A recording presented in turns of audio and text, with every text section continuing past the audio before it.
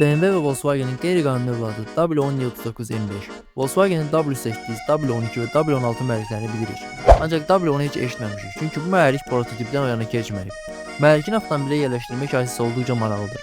2.3 litrlik 2 ədəd VR5 mühərrikinin birləşdirilməsi yaradan W10'u sınamaq üçün Volkswagen şassi və mexaniki sürət kutusuna görə E39M5'i test avtomobili kimi istifadə edib.